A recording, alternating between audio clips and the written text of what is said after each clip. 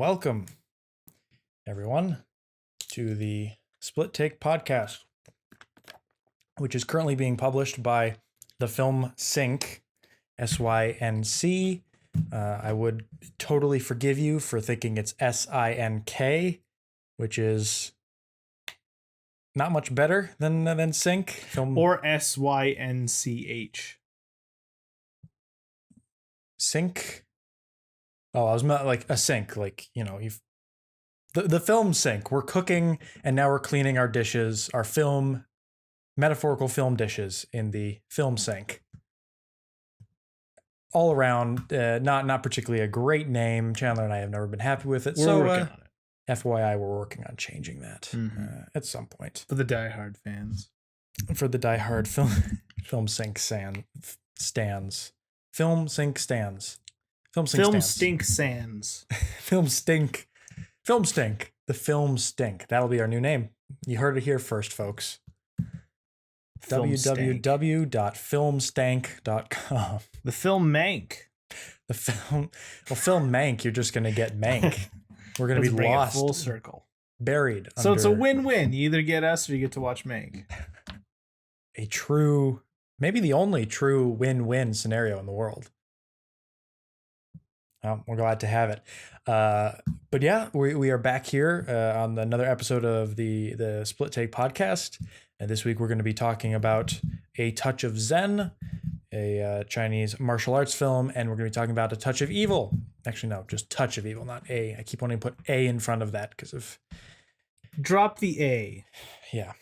Anyway. So... before we get to that, I just want to say that if you're watching on YouTube, Spotify, or wherever, just subscribe to the podcast if you find it interesting. Remind you again. Also, we might end up doing a poll somewhere. Maybe let audience people decide eventually what one of our non-BFI related films are. But who knows? I don't know how well that would go out, but at the very least, if you have any recommendations for movies you think we should talk about, let us know in the comments. Always appreciated. That's sort of kind of how we got Dragon In.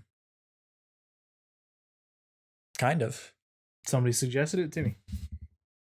Well, there you go. Pretty There good. you go. This week you were not outside. There was a bird in the previous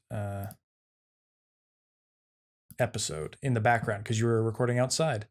I was, yeah. Cheap. So hopefully the audio will be a tad bit better. Where am I getting feedback from? I'm getting feedback from somewhere. From me or you?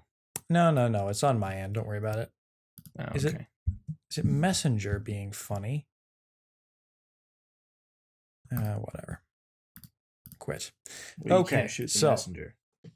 You can try though. You can try.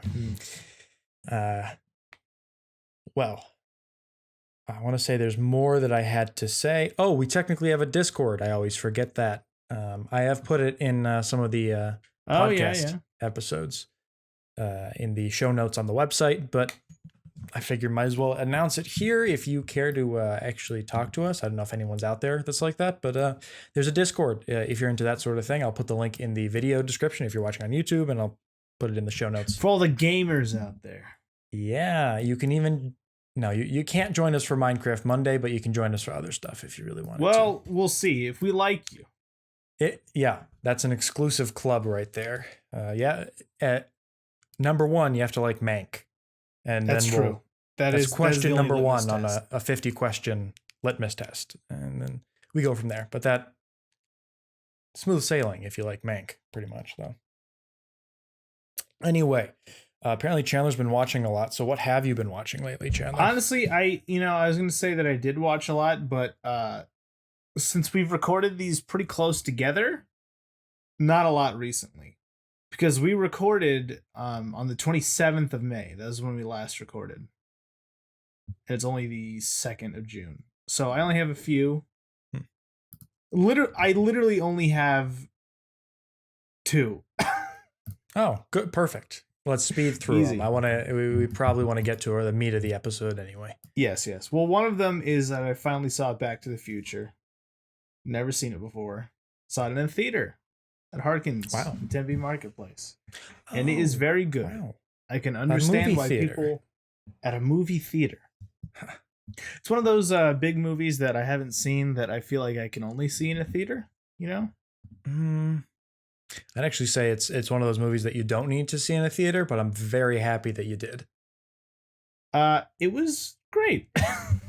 Kind of hard to complain about this one. It's really just fun. Anything. It's one of those in the 80s, just a slew of just good old fun that was coming out. Yeah. Good old fun. I can't really find anything wrong with it. Well made, well filmed. Really well fun. Especially that opening scene. Just all the clocks. Yeah. Subtle. This is one of those movies you could point to if you wanted to put on your boomer cap and say they don't make them like they used to. I will say that there's some elements that they literally don't do anymore, and one thing that I especially appreciate is just how over the top a lot of these performances are. Pretty much everyone in this movie has got like a very vibrant sense of comedic timing. Christopher Lloyd is obviously a big one, but for me, the funniest person in this movie was Crispin Glover. Just him both as a teenager and as Marty's dad. I feel like he nails those mannerisms really well. Biff also great, kind of just the biggest shithead. I really have nothing to say about it that other people have not said before. It's very good. It is a very airtight script, but I'll be honest, it could have solved this whole thing if Marty just told his mom he was gay. Could have solved a lot. You know, CinemaSin. I'm you know how they're doing like the Groundhog Day knockoffs?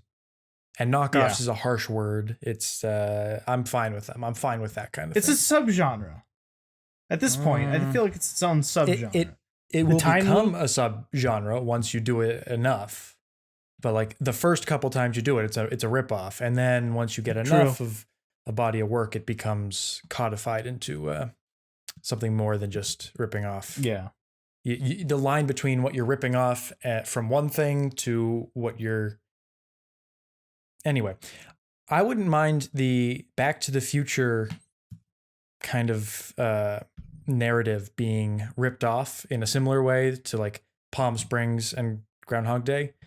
But Back to the Future, I feel like would have could find some success in like a modern day version. And then you go back to a different, like the 90s, and it's just 90s fun nostalgia. I wouldn't. Yeah. Cause I mean, by the how far the 50s were back in the 80s is how far the 90s are back today. Or to the 2000s. Or, when we're good old boomers and go back to the 2020s. Marty McFly stops 9/11. Oh, no. Marty McFly goes back in the future to prevent the catastrophic failure of the Wendy's empire. Before it disappeared forever. So you're saying that you want not a remake, but a re-examination, a re-exploration of this concept. Yeah, like exploring, going back, like Back to the Future is kind of a nostalgia trip in a way, but also not. Like it's charming, and it's only like from our position now in the future, it is a period piece. When it was made, obviously. But it's also like a high school movie in a way, or going back to your youthful days. And I feel like that's that general concept of like, going back. It's just fun. It's interesting. It doesn't necessarily have to be all about like time travel shenanigans, or it could be. I don't know. But some of the time travel jokes are actually pretty funny in this. I wasn't expecting them to be, especially when Christopher Lloyd asks Marty McFly who the president is, and he says Ronald Reagan. Who's your vice president? Not Jimmy Stewart. Fuck, what's his name from King of Comedy? Excuse me. Didn't matter. Didn't matter. Hey, it doesn't matter. Doesn't matter. Doesn't matter. The other notable movie that I watched, that ironically enough, which was the main discussion of last week, but I did have in the last week the opportunity to watch Blow Up again. And it's almost like I wish we could go back and try that episode again, because now I have much more to say about it than I did the first time. Of course, Blow Up being the 1966 Michelangelo Antonioni film. Antonioni. I also didn't. I always forget to mention this. I don't know why. Blow Up, I believe, is on the director's poll of the BFI and not the critics poll. Weird. Continue your new thoughts while I double check. Well, new claim. thoughts, yeah. So I'm definitely going to chalk up the first time to. Well, I'm not going to completely chalk up the first time to me seeing it as just not being the right mindset, because I do feel like it's a movie that you kind of have to see twice. I think you said that last week. Because once you understand what the entire story is, where it goes, what it tackles, it becomes a lot easier to rewatch it and examine what it is they're trying to say and how they do it. You could theoretically enjoy it on a first watch, but I think the real power and the accomplishment of the film is being able to go back and find more and look at it from different perspectives. Yeah, and so we there's a few different things that we talked about last week in the episode where it sort of started to make things click with me in my head.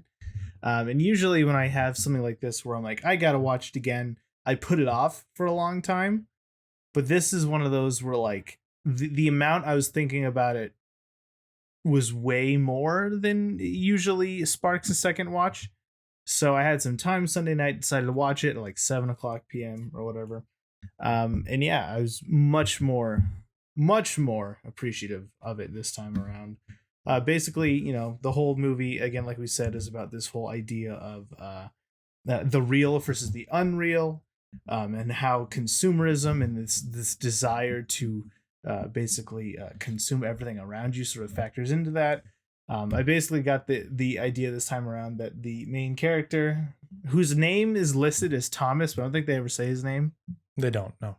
Yeah, he was sort of enveloped in this culture to where he's just numb to the joys of consumption, but he still has that urge to consume. So that's why he's taking pictures, he's buying shit, he's, just fucking everyone.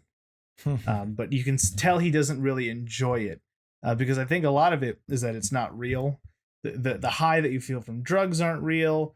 The sex isn't like real sex, because it even brings up the fact that, he doesn't have kids. So you can argue that the sex was not real if it does not reproduce. I know that's a very broad term or broad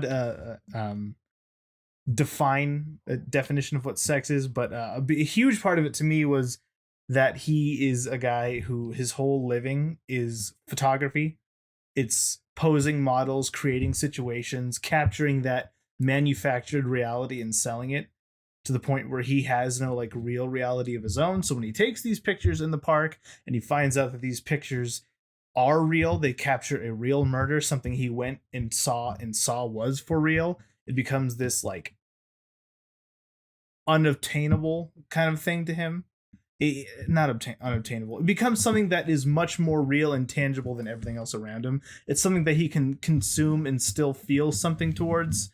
But then when he loses those pictures, and that tangible reality is proven to be just as like temporary as all these unreal things, it sort of blurs the line between reality and the unreal, and making the claim basically that it doesn't matter because everything is temporary, and that's when he disappears. I don't know. I got a lot more out of it this time. A lot more to read into. I do find it very interesting, and just on a filmmaking level, I was bored to tears the first time around when he was just looking at just that 11-minute sequence where he's just looking at the pictures. This time I thought it was amazing. Great, good. Because it's really simple. That's the correct response to that sequence. But hey, who am I to tell you? Well, yes. Because it's not as flashy as Blowout. Where you see all these sexy close-ups of all the analog technology. The nice lighting, the crazy camera movements, the diopters. It's just very simple. It's just him and a bunch of like shot reverse shots of him looking at the stuff, fiddling about with this big clunky 60s photography thing that I have no fucking clue how it works. Dark rooms, which I've always appreciated that aesthetic of the dark room. Yeah. It's just oof. It's probably good to mention. I mean, I think the design of the whole film, and particularly the photography studio, is really interesting. And it's kind of like this hectic place where like everything's like on top of each other in the photography studio, where you're like, you can't really get an idea of like, okay, there's his dark room is like he has to cross like a catwalk thing into like what's going on there. And the funny thing is that's an actual photography studio in London that Antonioni rented out for the purposes of the film. And Antonioni is very known for being very controlling of his set design. I mean, obviously, with someone whose films are analyzed for their meaning. But like a lot of the physical geography of that space is just an actual working photography studio. And that's pretty cool. The other interesting thing that Antonioni does is in the park sequence, when he takes the photos, he painted the grass greener because he wanted it greener, and he added the fence in. That was not part of the park. Okay. But stuff like that, he's like very granular about like, okay, well, the grass isn't green enough and I need it to be greener. And somehow that's important. Well, it's funny because I bought the Criterion. That's how confident I was. Wonderful. And it's a beautiful Criterion. It is. It's a very nice packaging. I read through the booklet. I watched all the special features. A lot of special features too. So good many. chunky booklet too. Yeah. Well, the only thing I didn't look at in the booklet was the short story it was based on, because I just didn't give a shit. Whatever. I mean, I appreciate that they added that. I just don't care. But one comparison that I saw that a lot of people made to this movie was that, especially now with our modern society's like fascination with this concept, but a lot of these scenes or these set designs kind of feel like liminal spaces. I don't know if you're familiar with that. Oh yeah. And that park especially felt like one to me, because that fence just feels odd, especially when they explore it later when they're like looking at the pictures. The way that hand just sort of peeks out from the ether. That in particular, I mean, the photo studio is also very interestingly designed, but there's something about the park that I just find fascinating.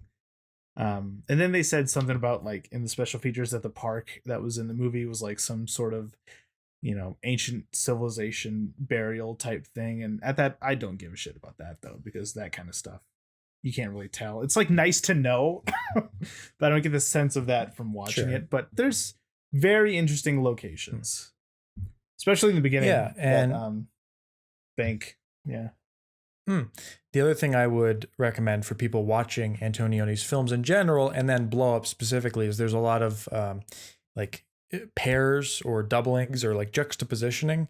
And another way to maybe approach some things in the film is like how are they related to other things of like the propeller. It's interesting, like a review that Chandler liked on Letterboxd, all the review is why the hell did he want that propeller? And if you think about a propeller, it is part of an airplane, but it's not like it's detached from the whole, which kind of relates back to the whole sequence of him separating the images, the parts of the park photography section, and like cutting out and blowing up specific parts and like removing parts from the whole image. And something to think about. Like there's no like I have no meaning behind that other than there are things that are kind of rhyming in there that you can relate the propeller back to that, and I'm sure you can relate it back to consumerism and just the desire to want things regardless of context. There's different layers. Fuck. Well, another one is the obsession with image, not necessarily feeling, but image. And one that I noticed was when the woman whose picture is being taken goes back to the studio and he like plays that jazz for her, and she starts like dancing in a very like natural kind of way. And then he's like posing her, saying, no, listen to it like this. Look like this when you're listening to it. Just a lot of layers. And you know what? I'll even go as far as to say I do like this more than Blowout. Really? I'd go that far. I really would. I didn't think it would come to that. I mean, it's one thing to like say this might be like a better constructed film, and you still prefer one over the other, but to say that you like it better, that's wow. Yeah, big jump between two viewings. Big if true. Not saying I don't. I still think Blowout's a masterpiece. Of course, it is fun. I liked it. Yeah, but yeah, that's all I got. Because again, it's only been a few days since we last recorded, so I have one in particular that I want you to talk about, but we'll wait. Of course, I guess. Of course, yeah. I too only really have two. Would you look at that? The first one I'm going to talk about is The Lady Eve from 1941. Oh yeah, directed by Preston Sturges. This actually got a Criterion release last year, I think, or maybe it was a Blu-ray upgrade, I think. Don't quote me on any of that. That's my Is this bad memory. A prequel to All About Eve? Title wise, it's kind of similar, but not really. It stars Barbara Stanwyck and Henry Fonda, people who you may be familiar with. I've heard of them. And it's 1941. It is a fun romantic film. I've heard people describe it as a comedy. I didn't really find it funny. I found it at least engaging, and it is kind of fun characters, and it is one of the more memorable, interesting performances I've seen from Barbara Stanwyck as an actress. And I couldn't even tell you another movie she's been in. Double Indemnity. Never seen it. Babyface, Stella Dallas, The 40 Guns, Meet John Doe, A Night to Remember, The Furies. Literally none of those. Oh, well, a couple of those are in the Criterion Collection. So, the 1953 Titanic. Fun. That hit. You do know Double Indemnity though? Yeah, with Humphrey Bogart. Yeah. No. Billy Wilder, Fred McMurray. I was thinking of The Big Sleep. Yeah. I do know that. Yes. Double Indemnity is, of course, very famous in my circle of friends, film friends, because it is a film that a lot of people tend to like, and I don't think it's good. I think it's the worst Billy Wilder film I've seen, and that's a hot take coming from me. I've seen it. How many have you seen? A few. It's definitely not the worst Billy Wilder film, but it's the one that annoys me the most. And I feel free if you are a huge Double Indemnity fan, I will personally invite you onto the show for you to defend the film. I was actually thinking of. Is it on the BFI list? No, it's not. Thank goodness. They got that right as much, I think. I don't know. These days, I haven't seen the list in a while. Speaking of which, I was actually thinking of putting like a call on the Criterion subreddit or something. Of like, if you like podcasting and you want to defend, like put a list of the movies we've said, we hate these movies. Come and tell us why they're good. Like Greed or let's find a defender of The Imitation of Life. I was just about to say, genuinely curious. I was oh my God. As I looked on Letterboxd to see what it was, somebody else I know. Let's blow up. There's a film critic I very much respect, who I saw on Twitter the other day. I guess he was replying to some sort of question like, "What was your favorite first watch of the year?" or something like that. Mm-hmm. And it's a film critic I very much respect, and his response was Imitation of Life. So maybe we'll ask him. Because let me say this is off topic, but yeah, no, sorry, no. Let me get back on topic. Apologies for that. The Lady Eve. Yeah, it's pretty good. I've heard really great things about it. It didn't wow me or anything. It was just kind of like a fun romantic film, and very much of the era that it was made in. And I've never been the biggest fan of Preston Sturges as a director. I haven't seen that many by him, to be fair, and I'll keep. I love that name. That's all I can say. Yeah, good name. I'll keep watching. He did Sullivan's Travels, which I blind bought the Criterion. It's somewhere on that shelf. Weird. And Jack Black. That's Gulliver. That's Gulliver. But I bought the Criterion because it has a commentary with like a bunch of people. Anyway, Noah Baumbach, I think. Who knows? It's an odd, like, there's like 5 people on the commentary, and they're all like famous actors and directors in their own right. And there's not really much. Anyway, yeah, Preston Sturges. No, I have not been wowed by a film of his. I hear people like him. I think he's an interesting director. I think he's like what you would think of as like just like a classic old 40s Hollywood director, just kind of doing his thing and shooting in that classic style and kind of exemplifying that, not doing anything too spectacular, but not doing anything poorly either. Like I've never been disappointed by one of his films. Just seems kind of a middle of the road kind of director. And that's The Lady Eve. I recommend it, I guess, if you like old romantic films. Could do worse. Henry Fonda's pretty good, although he doesn't have much of a character that has to do with the plot. I don't know if you know what I mean by that. Like, you can a character can have a character, but their character traits don't influence the plot. Like they're different levels of how well you've integrated a character into the plot. And ideally, you want to write a character that the plot couldn't happen if they were a different person. We'll be talking about that. Don't worry. Fun. I might even know what you're preemptively reaching into the future with that criticism and know what you're going to say. Anyway, Henry Fonda just seems like to be playing like the straight-laced guy who wants to find a good wife. I don't know. And things happen. Things happen that are like, okay, where was this set up in his character? Anyway, that was my biggest issue character-wise. I'm rambling. So the next movie I watched was Before Sunrise. I'm on this the train, or Before Sunset. Ignore me. I'm on this train of rewatching the Before trilogy and giving it its proper reappraisal in my mind. As the first time I watched it, I was not in the correct mood, and subsequent viewings have proven very beneficial on the whole. I don't want to break Chandler's heart with any of this, but it's a good movie. Let's start out by that. Yes. Like it's true. We're on the operating assumption that the Before trilogy is great. The record, before we've discussed it before, but Before Sunset is my favorite in the trilogy. And I think I've claimed before that Before Sunrise is my favorite, and our friend Brandon Sanju has claimed Before Midnight is his, right? Yes, it is his favorite. Because it's the Return of the Jedi of the trilogy.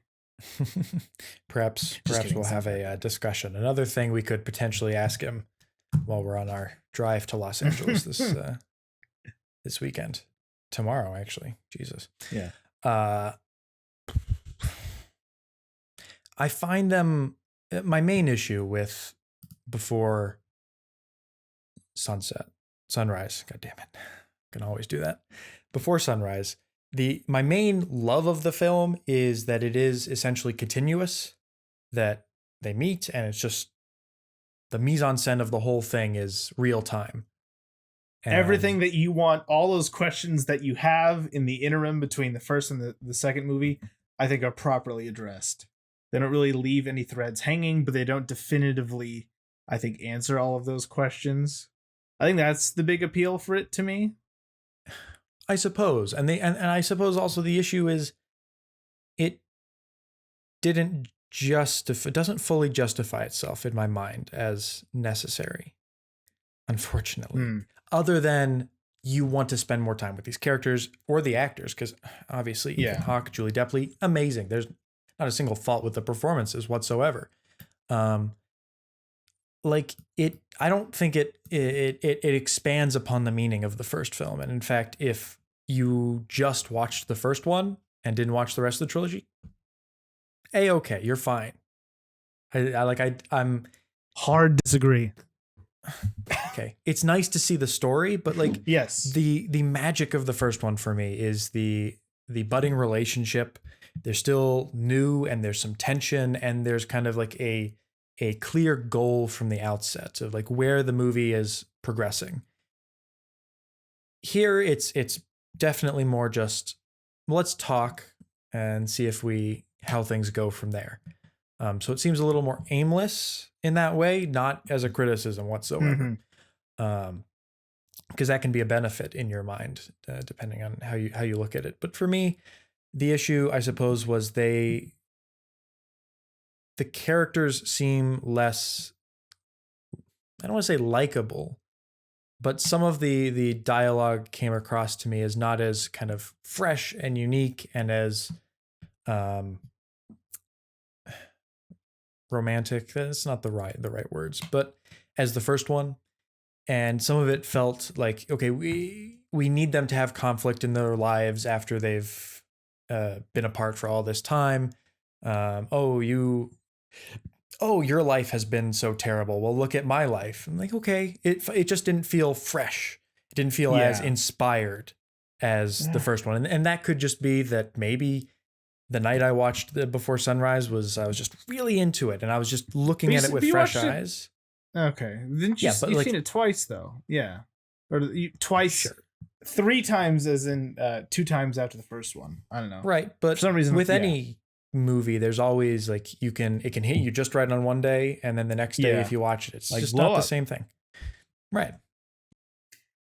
Well, okay. Here's my follow-up. Here's my argument is that I do agree it's not as I don't even know if I agree there. I think a huge part of this to me is that this movie is basically that first movie is it's essentially a romantic fantasy.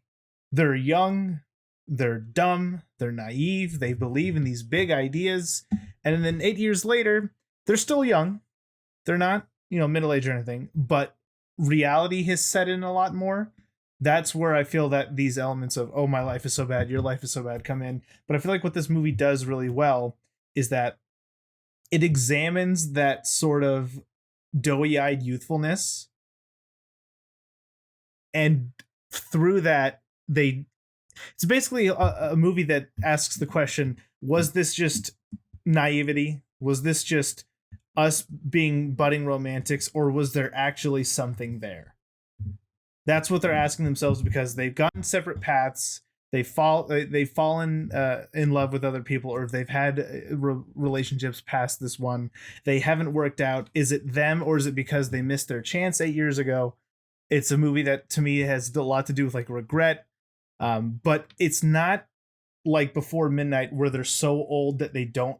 I'm not gonna say that they're so old; they're only in their 40s, but it's not like Before Midnight where there's this tangible feeling that it's too late. They're still young. So the whole will they, won't they of this movie is what makes it for me. Because the first one is it's not a will they, won't they. It's will they the whole way through. It's just nothing but love, nothing but romance. The second one has the will they, won't they. And it also has that retrospective element that sort of breaks down the mindless romanticism of the first one in a way that I think is really powerful. And then it ends on an even more ambiguous note, literally ends on a will they, won't they moment, which I think is amazing. But I think more than anything, this movie acts as a nice bridge between the two movies. It's kind of like, this is a very odd comparison, but I think it's apt. The Empire Strikes Back to me is similar. Because The Empire Strikes Back, it's more of the same as well. And it ends in a way that feels like a transitionary story between two bigger stories, but it's still got a lot of great stuff to it. And it's that ambiguous ending that sort of makes it really powerful. I don't know. I do feel like it is the Empire Strikes Back of this whole trilogy. And it doesn't necessarily have the same identity as the first and the third one, but I think the moment to moment stuff is where it really shines. I love the beginning when she comes into the store while he's reading from his book. It is a very powerful moment.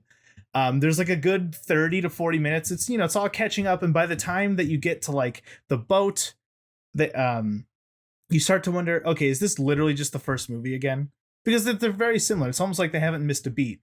but then you have this ticking clock element of his plane that keeps getting more and more dire. But then to me, where this movie just completely becomes its own thing is in the car, where she has that like breakdown basically.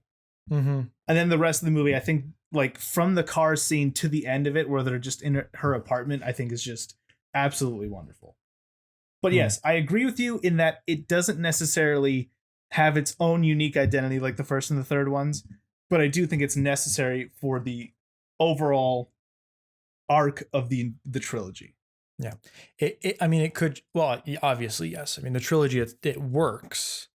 I'm saying more so from a perspective of which films work for me better than the others. Oh, okay, yeah. And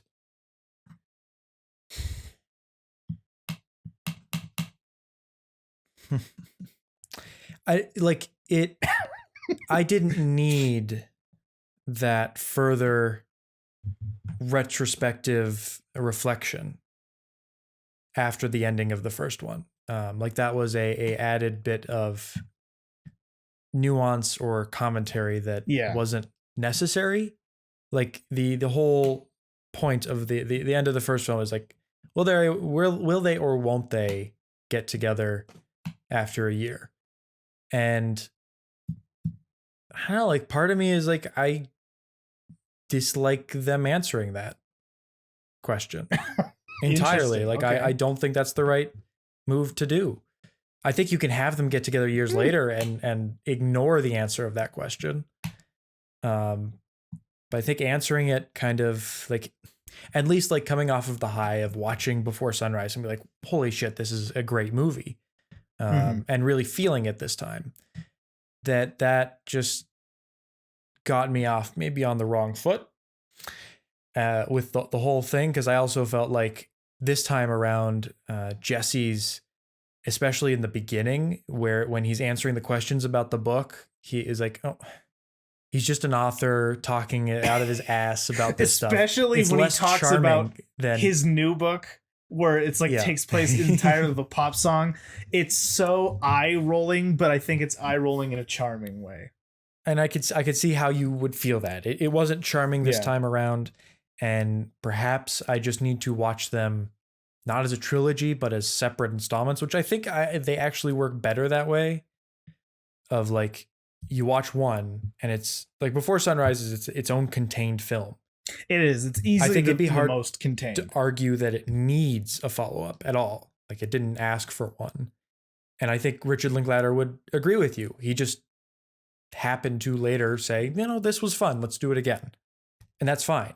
So maybe I will put some distance between me, Before Sunrise, and return to Before Sunset with a bit, some fresh eyes. And maybe the process of me sharing it with my dad or me sharing it with someone else who hasn't seen the trilogy before is important for me to kind of latch on to that, because there is something better. Like I think I pay attention more to a film if I'm sharing it with someone else, or at least. Okay. Yeah. Because I watched all three of these by myself in a room. Course. But I'm talking about me, my personal tics of watching. Yeah. But I don't know, there's just so many amazing scenes in Before Sunset. And I do think the ending of Before Sunset is just one of my favorite endings to any movie. Wonderful ending. It's also short. It's weird. It's like 80 something minutes. Yeah. Nice. Tight film. I cannot levy the criticism that wasted my time, even though it wasn't totally necessary as a sequel. So ooh, I can't wait to discuss this with Sanji tomorrow. It's gonna be fun. Maybe I should watch Before Midnight. Should I watch Before Midnight tonight? Just get the whole trilogy over and we can have a fun discussion in the car. Yeah, you could. I also said I'd watch Possession for him, and I haven't yet. So that was the other thing I was thinking about watching tonight. That motherfucker better watch Grand Budapest Hotel. If he doesn't, I'm going to watch Possession. Don't tell him. And if he doesn't watch Grand Budapest, I'll say I didn't watch it. I'll log it. That'll be a punishment. All right. So our first movie of the week is a movie that I have recommended. I feel it's been quite some time since I introduced the first film of the evening program, whatever you call this thing that we call a podcast. So I will introduce A Touch of Zen, A Touch of Zen is a 1971 wuxia film, or a Eastern martial arts film, if you don't know what the wuxia genre is. Written and directed It's by... common knowledge. Less... Okay, good. Directed by King Hu.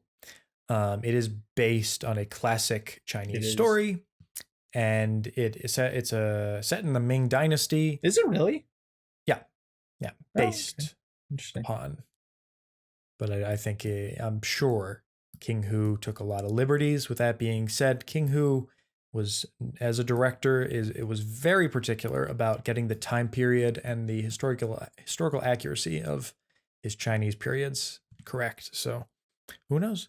So what year does this take place? I'm very unfamiliar with Chinese history. Same. Mm-hmm. I'm a little more familiar with Japanese history. The 14th century AD. So year 1300 to the year 1400. If you're not hip on the fact that if you're not the centuries terms are off. I hate that. It was done. That was very dumb.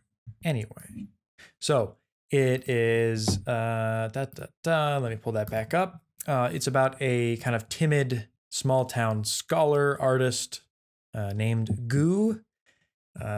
Forgive me if I'm mispronouncing that. I'm just gonna call him Gu because that's fun. I don't know. It is fun. How you would say that in Mandarin, or I don't know either. Whatever. Anyway, so Gu is a kind of a unmotivated man. He's quite smart and living in a small town, and he's happy where he's at. Although his mother's not happy where he's at. And one day strange things start happening in the town. A stranger appears asking for a portrait.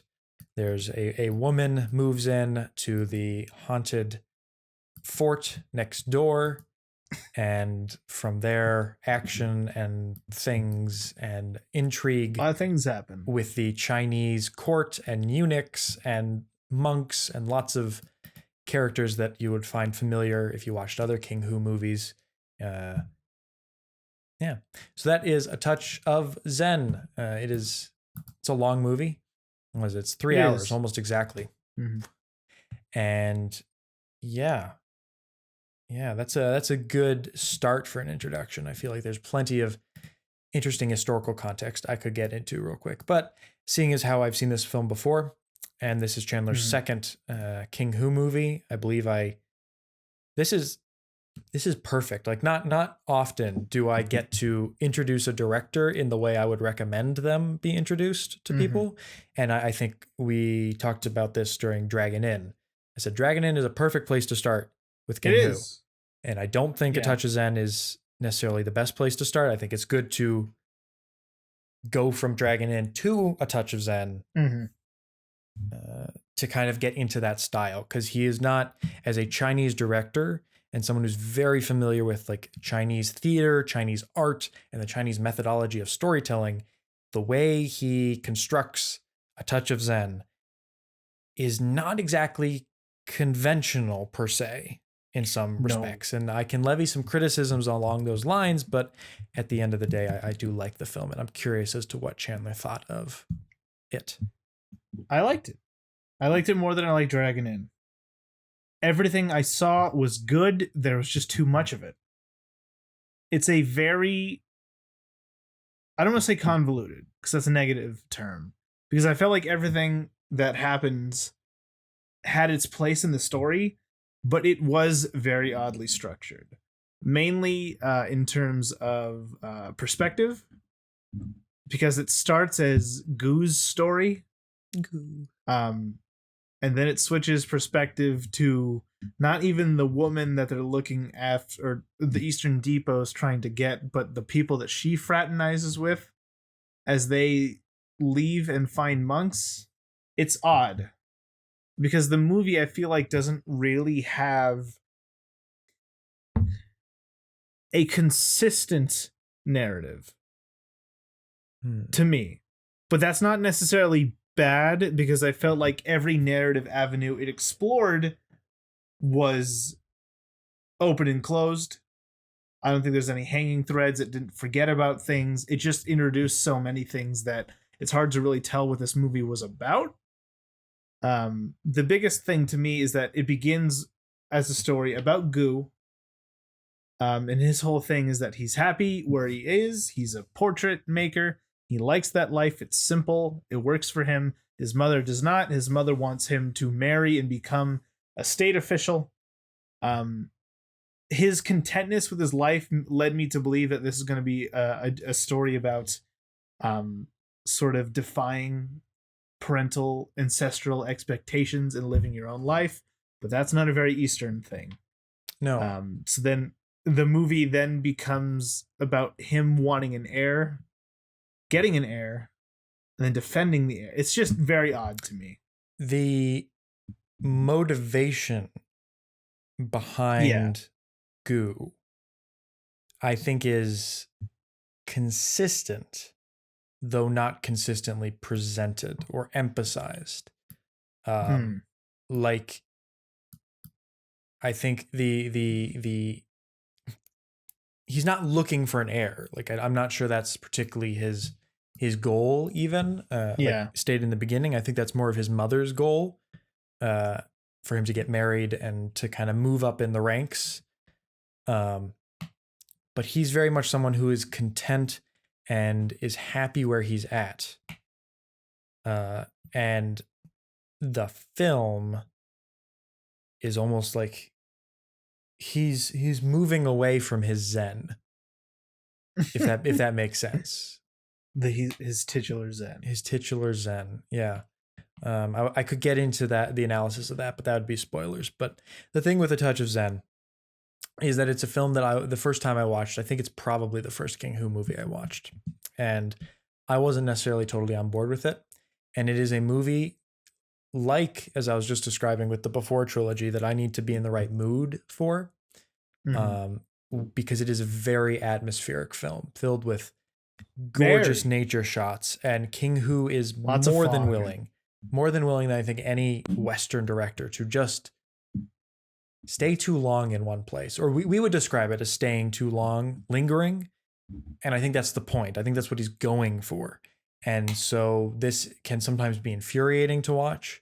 It can be like, oh, this is yet another shot of Gu walking through the canyons of the rocks and panning through gorgeous scenery. Like, yes, from a perspective of Western storytelling, where like you want your shots to progress the narrative and have a purpose, this is, some of it can feel draggy, some of it can feel unfocused.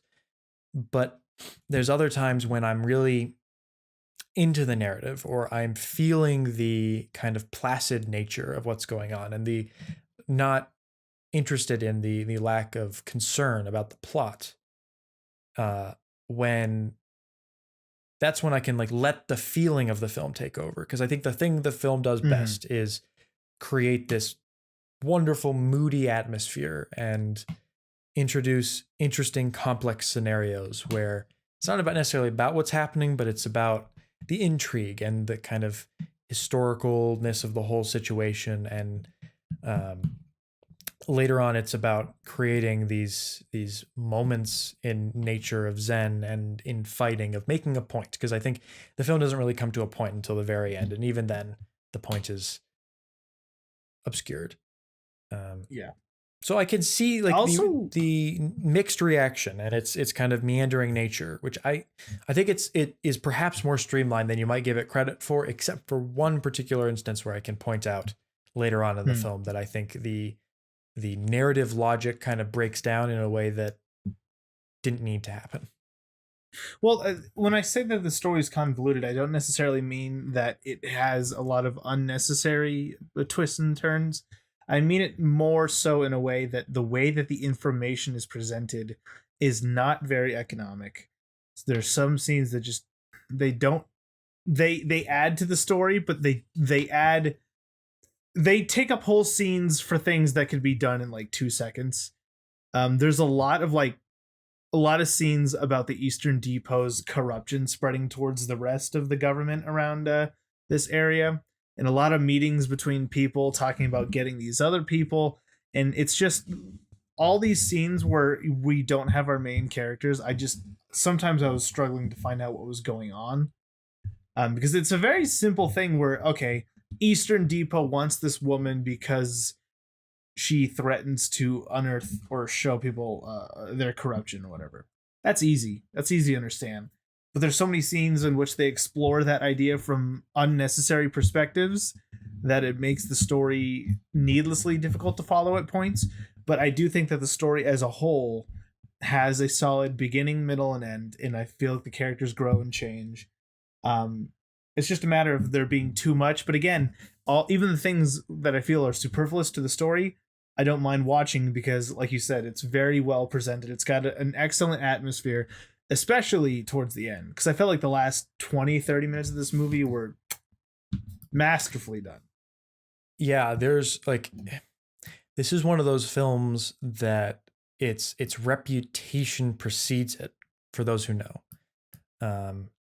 And if you've seen a movie called Crouching Tiger, Hidden Dragon, a little film by Ang Lee, and then you watch A Touch of Zen, you will find some very compelling similarities between those two. And Ang Lee, even on the Criterion, proudly expresses his admiration for A Touch of Zen. And a lot of it is, from my understanding, that the artistry of the Hong Kong and the Taiwan film industries, respectively, were mostly just kind of shooting action films, just kind of pulpy entertainment. And King Hu was one of the first Chinese directors in film to really bring a sense of artistry and style to what they were doing. And so it is a very important film, and you can feel its ripples through a great many other Eastern filmmakers from Taiwan. I think you could make a case for Edward Yang being inspired by him, even though they're very different directors in terms of genre. Well, they have similar structures where there's not necessarily a main character. And the movie's more about exploring every relationship between all these characters. Mm-hmm. But that does bring me into another point about this movie. With that, I don't necessarily think is a bad thing about this movie, but I look at all the wuxia movies that I've seen, the martial arts movies that I've seen. I've seen a lot of what people construe as the best ones. Dragon Inn, Touch of Zen, Crouching Tiger, Hidden Dragon, Hero is another one. And I think it's just a genre that I don't care that much for. I don't know. It's weird as a whole, because every time I watch one of these, I'm like, wow, this is pretty cool. The flying around, the crazy acrobatics and stunt work, and the spirituality between its characters. But then I'm just like, it never blows me away. And I think it's a genre that I just have never been a huge fan of.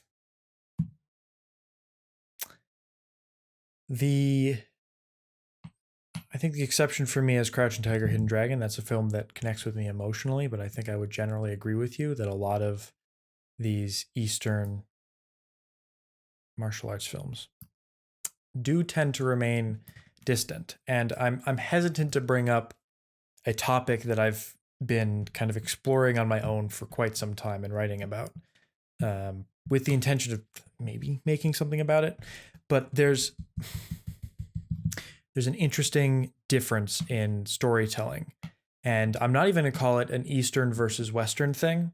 I think it is an English-speaking style of storytelling that is built in, since a lot of, the UK and all that, a lot of their storytelling is interwoven with the history of Hollywood. But I think you could say that, well, I would make a very bold claim that Hollywood cinema in general is perhaps all of it capitalist propaganda. No modifiers on that. I'm not saying good or bad, but I think there's something, and I can defend this point, but it would take a very long time. There's something inherent about the way that Hollywood tells stories, all Hollywood, very few exceptions, that is highlighting the individual perspective. I agree there. Yes. And then kind of capitalism would be too reductive. I think kind of an American ethos of storytelling, of rugged individualism. I think that's the other word I'm looking for. and Eastern, but this, I think you can find this in French films. I think you can find it in any culture that isn't kind of dominated by this desires of the individual over all else, and other capitalistic functions. You can find that the way a lot of their stories are structured are not based around the heroics of an individual, the ability of an individual to fix anything. Look at it. I'm just, I know, I agree. Right. I agree. And it's particularly pronounced, I think, in Eastern films. And I think it's very interesting to look at even something like Kurosawa, who seems like a very Western filmmaker, but even something like Yojimbo is, I don't think, quite conforming to our idea of what a hero is and saving the day. Like, I don't think saves the day. Well, Yojimbo is interesting because it has an individual. It's like the perspective of the film, but the forces in the movie are much more. They're much more broad. They're institutions. Yes, I feel like that's the same way with a lot of Kurosawa's movies. A lot of Japanese even like films. Akiru. I think if you were to point to like a lot of overarching like pressure on Japanese film is institution, which is very much the case in that culture of being, your relationship to others is important. And, that's an Eastern thing. And I don't want to be too reductive here. But I think it comes down even further when you get to Chinese film, and not even just communism China, but also Hong Kong and Taiwanese cinema, in that it is a culture that, particularly with the philosophies of Buddhism and the Taoism, where it's emphasizing the familial unit, the structures of government, and paying respect to your ancestors, and yada yada yada yada. I don't know enough about this stuff to not sound kind of, again, very reductive. Sorry for keep using that word. But I think that influences the storytelling style of A Touch of Zen, in that Gu is the vehicle for the audience. Important word there, vehicle, because in another film, Legend of the Mountain, it's even more pronounced, where the main character doesn't have a character whatsoever. Yeah. He's just, the person the audience follows, and everything else around him is important. But I think when you look at the structure of A Touch of Zen as a kind of, from the perspective that the individual is not the hero in this type of storytelling, that it becomes more kind of approachable from the perspective of the group, because it is about a group effort. And, ultimately it comes down to the individual upon like a spiritual journey. Gu goes on a spiritual moral journey, and he has questions about the ethics of what he's done at one point. And that's an internal thing. But a lot of the external conflict of the film is taken on by many people, which is why it shifts perspectives at the end and multiple times. That it's not, the philosophy of storytelling is not about one person or one central narrative thrust. It's not about that one hero's journey, right? Even though there are heroes. Yeah. But they're also not saving the day. You realize, like, at the end of the day, like they killed some henchmen, but the overarching structures of Chinese government were never at play. There was never any question of dealing with those. It's just about, I'm rambling. I do enjoy this movie's exploration of one of China's greatest vices, ghosts. It That was my favorite part of the whole movie. Well, one of them. Just them making the soldiers think it was haunted. It's fun. This is a great, like, King Hu, especially near the end of his later parts of his career, was very into kind of ghosts and mythology and spiritual haunting and stuff like that. And like this film kind of starts as like it's a period piece, and it kind of goes into like a mystery detective kind of thing, where Gu's trying to figure out what's going on. And then eventually leans more into like the action genre near the middle. And then it leans into the ghosts, and it is very spooky. Ghosts. This is, I think, the most well-constructed sequence in terms of just all-around atmosphere and pacing.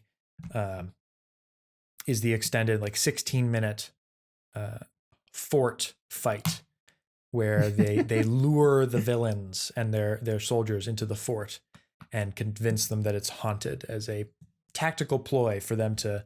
I think there's four of them versus 200, and it is a very well fun put together sequence, and the joy of that is just that how it unfolds in atmospheric and aesthetic proportions. Yeah, the atmosphere in general, every scene that has that fort, lovely, just lovely set design, just the way that the nature is sort of claiming back the house.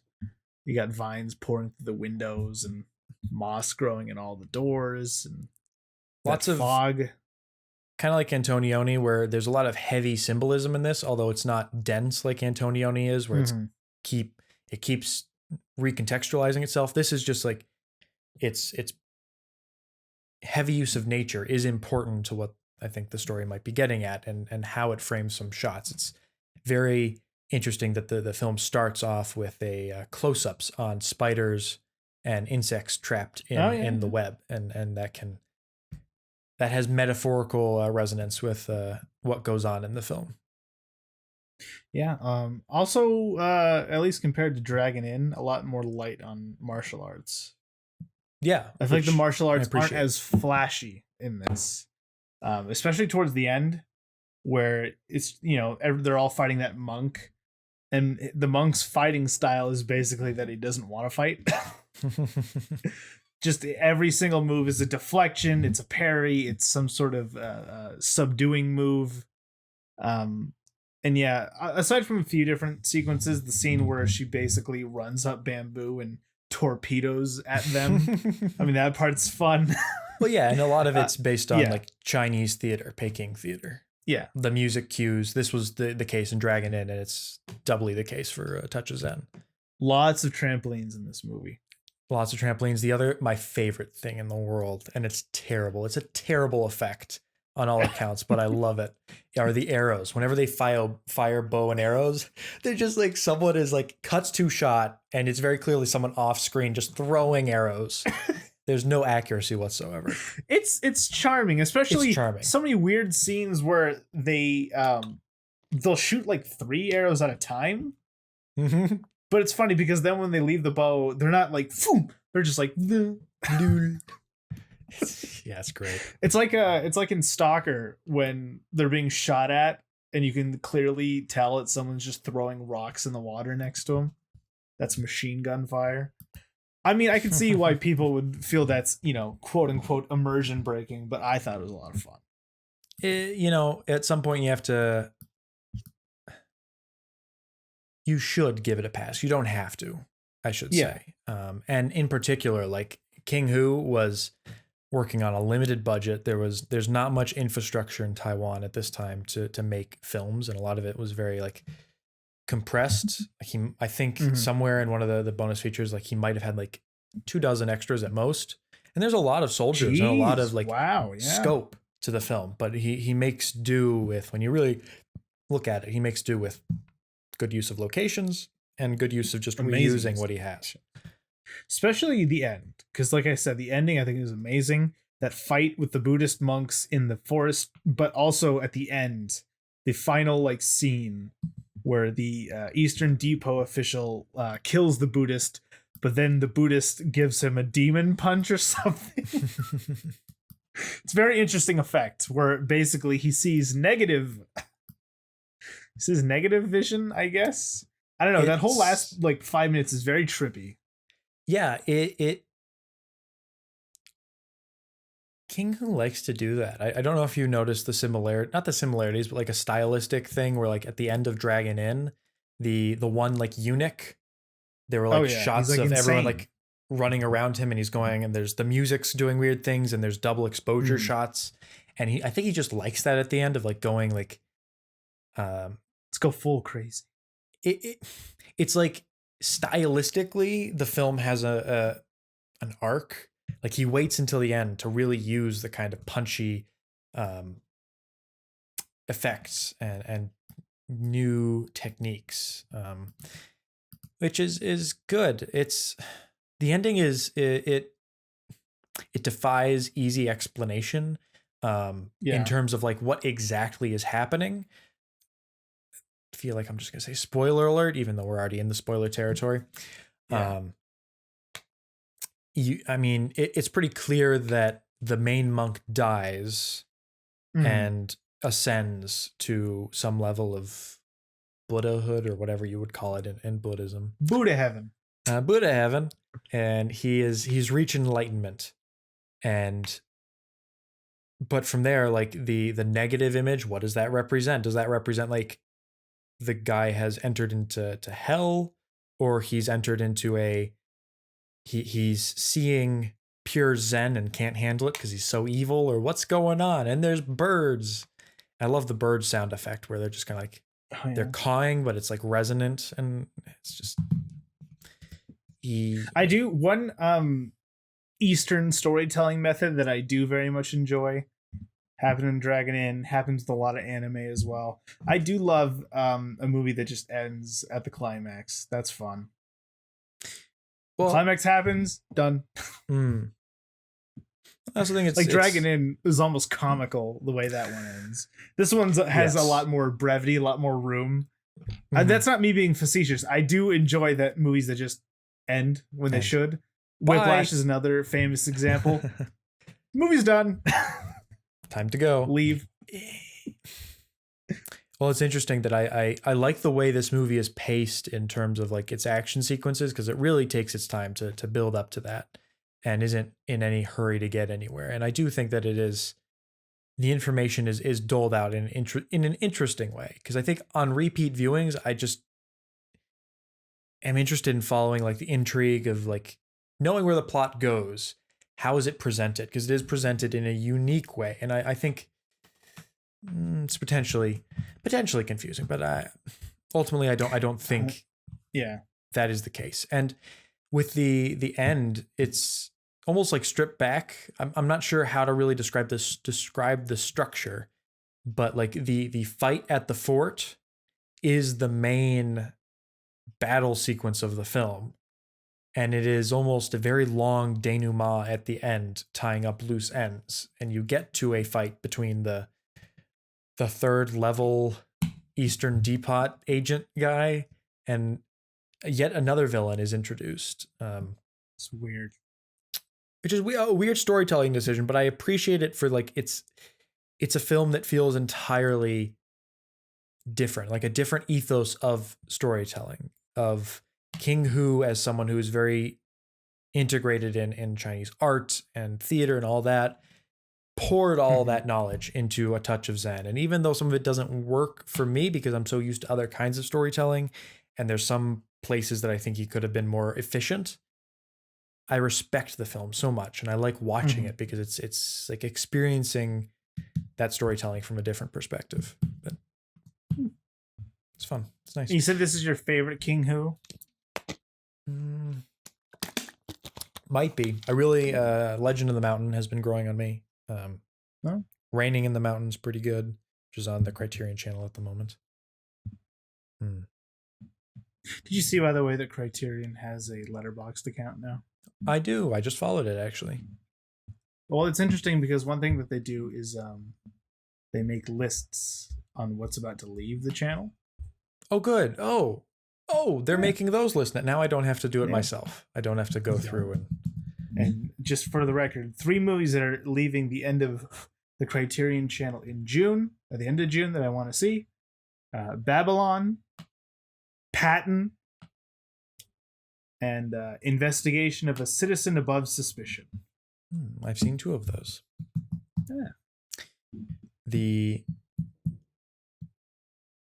I suppose there's plenty of things to be to talk about with Touch of Zen, but the last thing I want to leave us with is I think if you were to, sometimes I like to like pinpoint the antithesis of a director's style of saying like, here's one moment not a scene, just a moment of filmmaking that exemplifies a director's style and is like their contribution to art in general.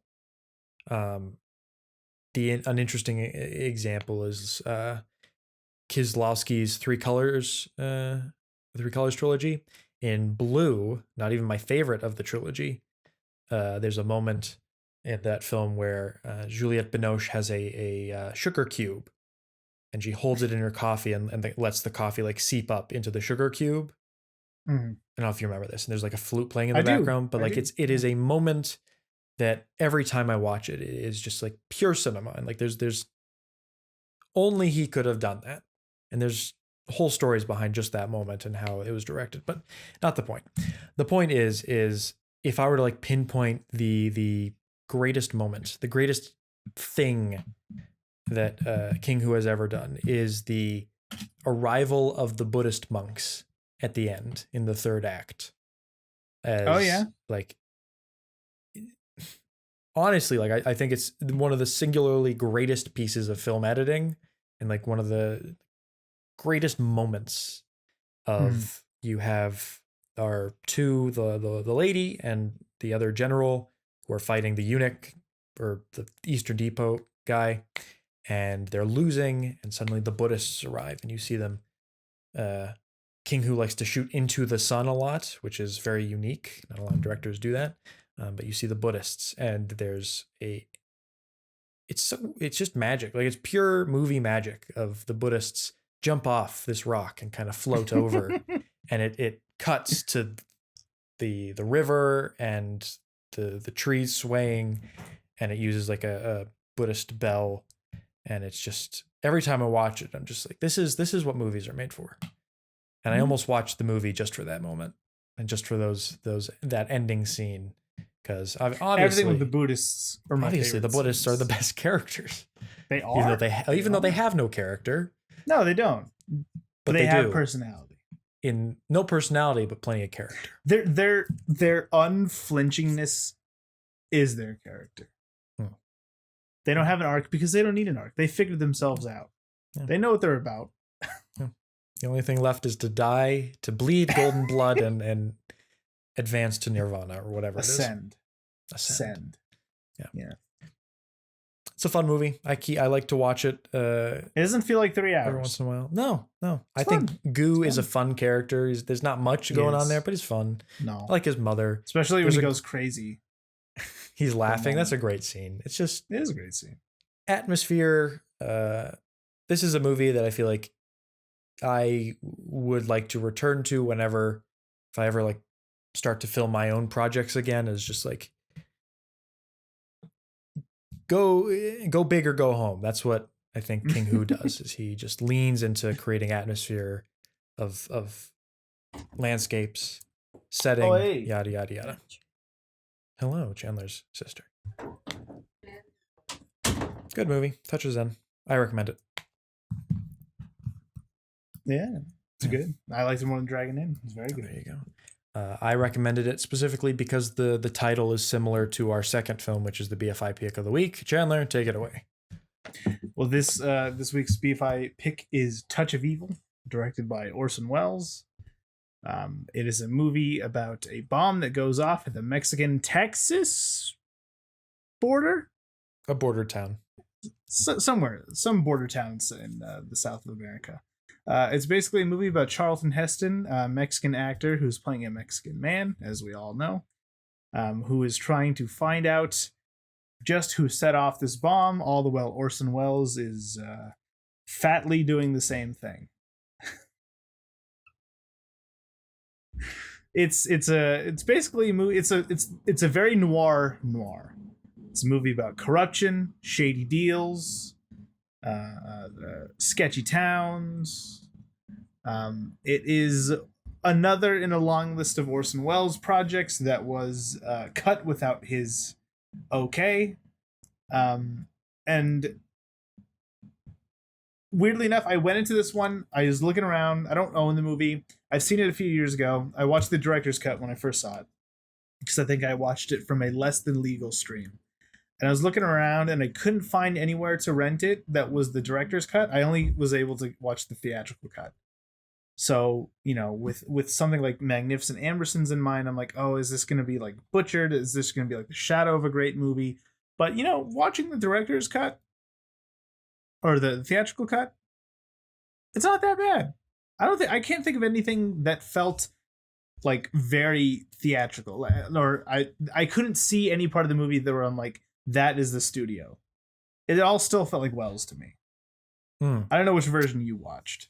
So I assumed too much, as the saying goes, and I thought, well, hey, they did a recut. That clearly they must be respecting Wells. Like, I thought we were all on board with that at this point. Like, why would you show any other version at this point? So I just assumed when I rented it on YouTube, I think, that was the cut I was watching. I was just watching the cut. It's just the cut. It's not the case. It's not the case at all. No. Just I don't even know where you can find the restored cut. I actually think, like, I don't know if I've seen the director's cut, because I think this is the cut I watched both times. This is the second time I've seen the film, and it was I think I remember giving it 4.5 stars because, like, well, it's Wells. I don't want to be too harsh on him, but I wasn't too into a touch of evil. God damn it! Don't put the A in there. The touch of the first time. This time or the second time? Wow, it's just a good movie. It's a really good movie. It is a really good movie, and it is. I did extensive research today on, like, what are the differences, because I was curious after I realized my mistake, and they are very interesting. I think they are the correct decisions. I think Wells is making better decisions than the studio, but unlike Magnificent Ambersons, the studio isn't being moronic in what it's doing. Yeah, it is playing it safe, and in that, it kind of, the film loses some of its edge that is purposefully there by Wells. And the most interesting example of that for me was in the very beginning. We are following Charlton Heston's character, whatever he Vargas. is called. Yes. So we're following Vargas and his wife, played by Janet Leigh, Susan Vargas. And after the explosion in the opening scene, they separate for a little bit. Scene. The famous opening shot scene. Yes. I don't think we can add anything to that conversation. Great shot. I just want to say this. Yeah, I like it's a great shot. The other long take is the one I'm more interested in. I think we'll get to that, but I think there's a couple long takes, but yes, there is one specific long take that's like 5 minutes, and it's anyway. In the movie version, it focuses on Vargas, and then it cuts over to Janet Leigh, and then it cuts over at the end of a scene. But the thing that I found interesting about the Wells's notes, and I'm assuming it's in the director's cut edition as well, is that those things are intercut. They're like, you're going to get a little bit of Vargas, and then you're going to cut to Janet Leigh as she's being led into the town by the Mexicans, and then you cut back. And I find that interesting in that it places the emphasis on both of them. Yeah. Well, that's both the thing. Him and her, I don't remember, because it feels more like his film, and that we're sometimes cutting away from the interesting stuff to her, whereas the emphasis was originally on both of them, and quite rightly so. But it doesn't ruin anything the way that the studio has done. It just makes it a little less engagingly edited and feeling fresh. Well, again, I said I saw this a few years ago. I remember when I saw it the first time, I remember giving it 5 stars. And I'm starting to think if I watched the extended version, the Wells version, the restored version, I'd go back to that rating, because the one thing, again, I can't remember the specifics of that first viewing, but one thing that I did feel like at the end of this movie when I watched it the second time was I remember Janet Leigh feeling less removed from the movie. I remember the first time specifically feeling like it was just as much Janet Leigh's story as it was Charlton Heston. In this cut, she kind of feels like more of a damsel in distress type character. She is still kind of in the restored cut as well, but I'd be curious to watch this again. But this is one of those things where I would happily watch again because it's entertaining. It's very entertaining. I think Wells has this weird reputation for being the like a stuffy homework type director, but I do genuinely think his movies are very entertaining. Yeah. I mean, I think he gets that reputation solely from Citizen Kane, which ironically enough, Fake is fun too. Yeah, ironically enough, like people who say like, oh, Citizen Kane is like a textbook film, it's not interesting. 100% agree with them. People who say, oh, Citizen Kane, great film, it's very interesting and entertaining and so right. I also 100% agree with them too. Like it's all the above. Anything you can say about it, anything goes. But you look at this and like this almost seems very far removed from the textbook nature of Citizen Kane in that he's not like, it doesn't feel like I need to be analyzing the shots, like all the shots in the depth or have something interesting and important to say, but rather it's just kind of like immersive filmmaking, creating the vibe and the world of this border town and the noise. Like this is a film that Orson Welles really heavily leans into the sound design of this film. And that's kind of what I noticed this time around, of like so many things are going on and the way that he balances all the different music and vocals and along with shots, and it's just great, just well put together. And like he's juggling so many balls at once. He's a magician. He is. And I also want to say, I know everyone knows him, Orson Welles, the genius director. I think he's a damn good actor too. Because he's my favorite part of this movie. My only criticism with this movie is that I think Charlton Heston is boring. And I've always thought he was kind of a boring actor. I like Ben-Hur, but it's not because of Charlton Heston. And it's not because he's, I do find it funny that he plays a Mexican guy. And their idea of Charlton Heston as a Mexican is just dye his hair black and give him a dumb little mustache. He still looks and sounds exactly like Charlton Heston, which is good. I'm glad they didn't go the Breakfast at Tiffany's racist minority route. But it is funny when he speaks Spanish. It's not, and it's not great. Yeah. Like obviously from our perspective today, you would have liked some representation of Mexican actors in this. Yes. But from then it's problematic but excusable because it's not but it's not even that part it's not that part that really bothers me. It's just that his character as a whole is kind of boring. But one thing I wanted to point out is that this is a movie that the Coen brothers really like, and I went in with that knowing that, and a lot of that makes sense because they too have a similar obsession with Wells and preferring the wide angle look. The shadows, the harsh shadows.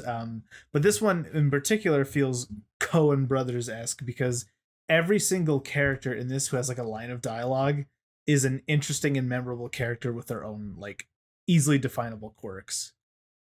Yes. So many great little characters in this movie. I love Marlene Dietrich in this movie, and those scenes are by far my favorite in the whole movie. I wish there was a little more, just a wee bit more. I do, and I don't know off the top of my head. I think there is more in the restored version between those two. Good. I suppose my biggest criticism of the film is that I'm not particularly, and this kind of goes hand in hand with Charlton Heston not being the most engaging of characters. I think. Honestly, I think it's actually the reverse. I think his character is not particularly engaging, but his performance is. At least for me. I think he's putting it like he's giving it it all. He's just such an actor's actor to me. Sure. Know? But like I don't see anything like particularly going on with that character. Yeah.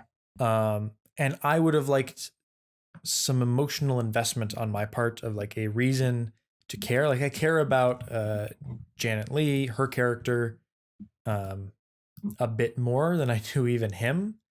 That she's like going through like trials and she's being harassed by all these people, and she's in a much more kind of empathetic and relatable position than he is, I think, than anyone is really.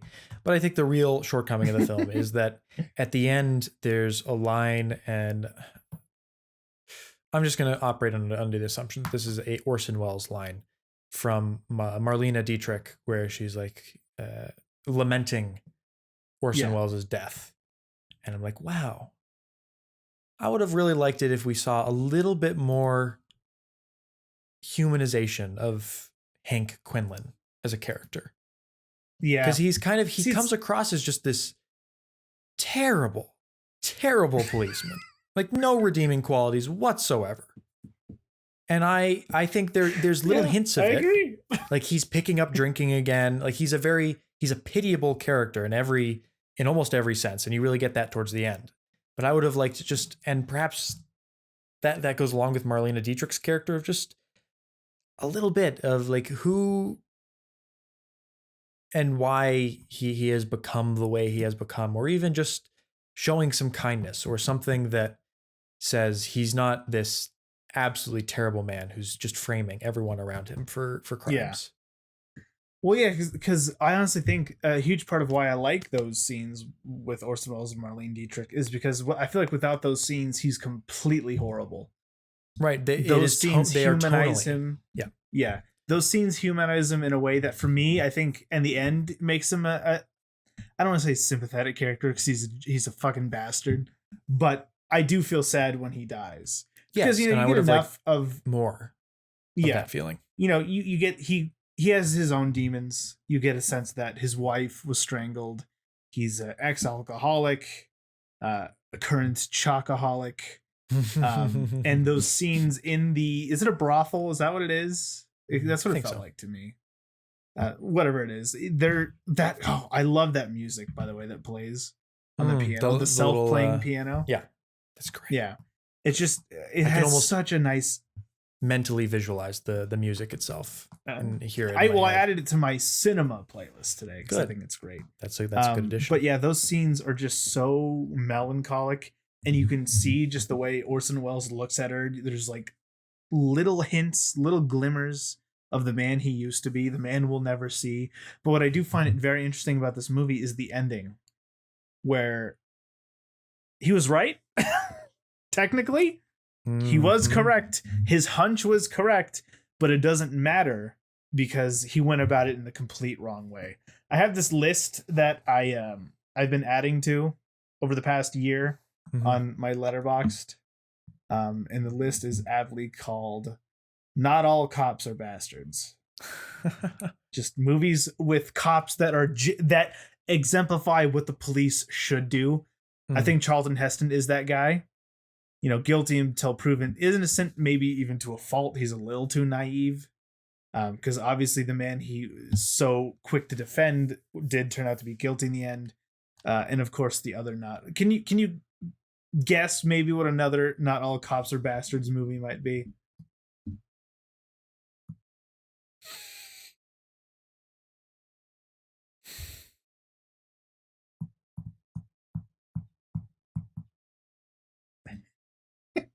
I'm terrible at on the cusp. Okay, well, the only ones I have so far are Touch of Evil, just added, Fargo. Yes. Chungking Express, and Twin Peaks. Well, okay. Well, Chungking Express, it's a different culture, so I feel like it's not quite true the same, but at the very least, I don't know what Hong Kong police are like. Well, what we've seen recently has not been too good. Well, but yes. But yeah, this is also, this movie feels pulpy in a lot of ways. Like there's two big jumps for me in this movie. There's like a literal jump scare in this movie, and I forgot about it this time around. And that's with the uncle character who Orson Welles strangles. And then Janet Leigh wakes up and you see just his dead face. Oh, that's terrifying. And then something else, a little bit of like, it's not bad direction, but it's also like, one of those moments where you're watching a movie and like, why don't you just do X? Yeah. You would have solved something. And like she's on top. She wakes up. There's a dead body, and she runs out onto the fire escape and starts like yelling, "Help! Help!" At like the barest. Like she's not shrieking. She's not yelling in any particularly loud volume. She's like, "My husband. Like, could you raise your voice a little more? I know like there's a lot going on. He might not be able to hear you, but try." No, you're not wrong. You're not wrong. It's I not also really. really enjoy, That's a nitpick of Orson Welles. I also really enjoy the scene where one of the gangsters tries to throw acid at Vargas.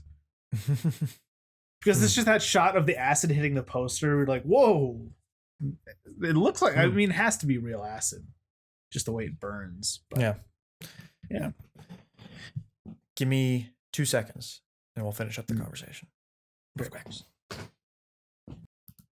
Yeah, it to jump right back in, feels very pulpy in the sense that like the actual film it's kind of hard to see. It's not hard to see, but it's just covered in shadow, and there's like barely any white in the whole thing. And it's like cinematography wise, excellent stuff, but just particularly like the lighting and all that of that scene when he's in the elevator. I don't know if maybe it didn't jump out to you, but like that scene when, they basically investigated the full breadth of Orson Welles' shittiness, and he's just going down the elevator, basically trying to manipulate the other two cops. The way that the light, I mean, this is a staple of all noirs, but like the way his fedora just completely obscures the top of his face, I just thought was absolutely great. Just the shadows are so sharp.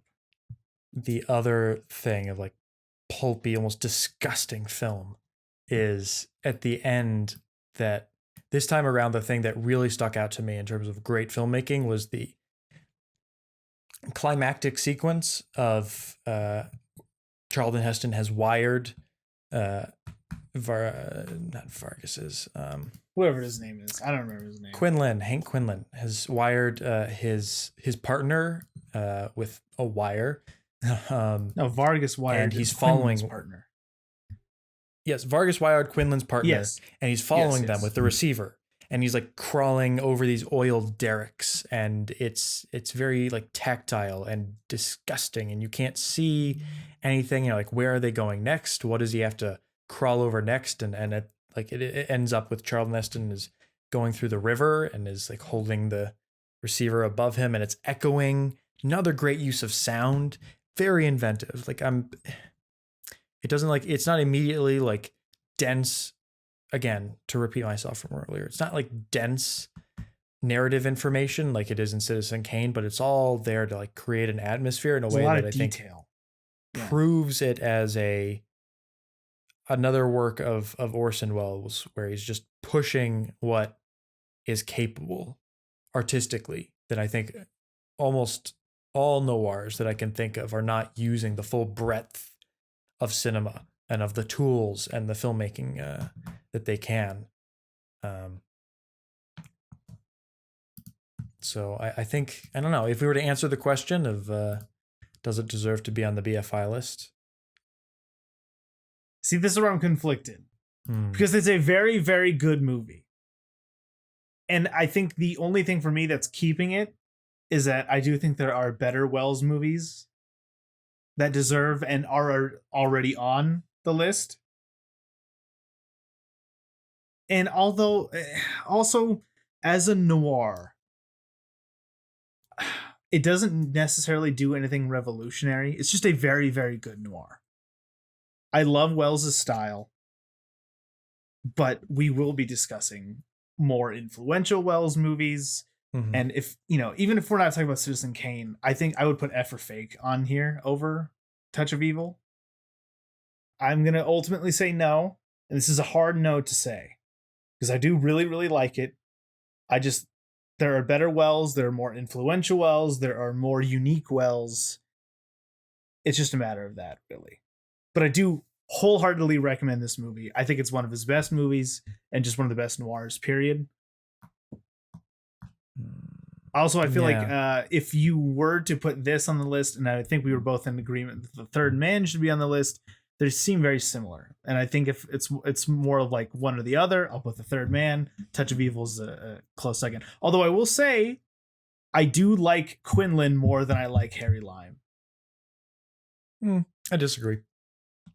I think also there's more to deal with, more to interact with Quinlan.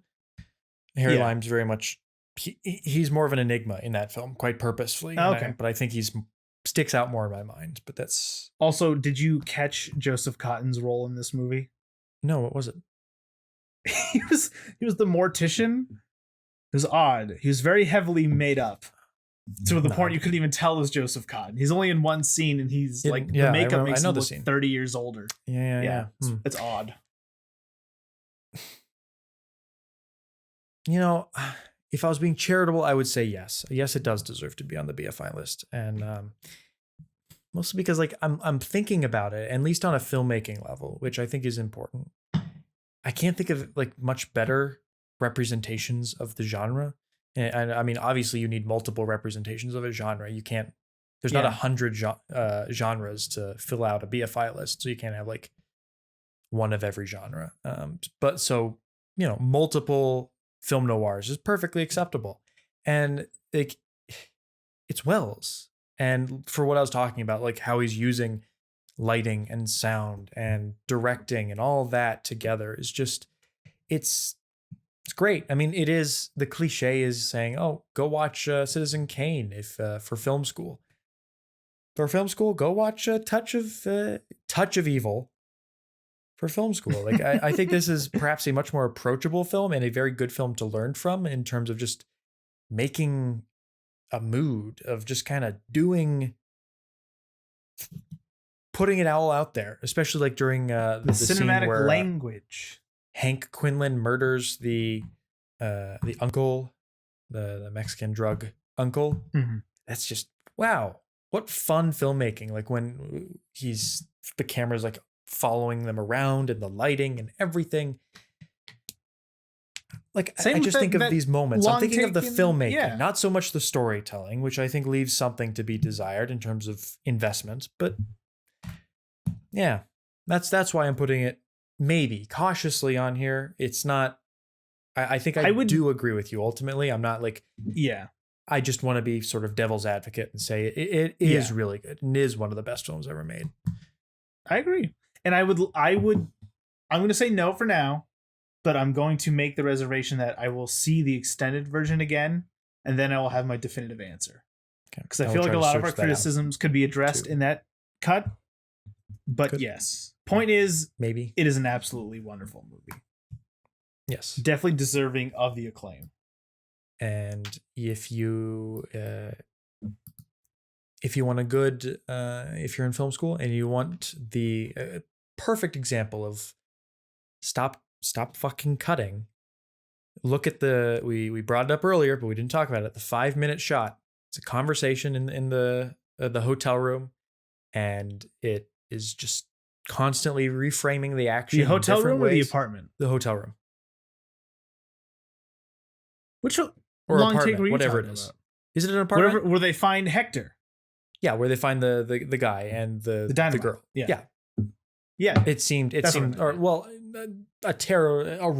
bedroom place thing.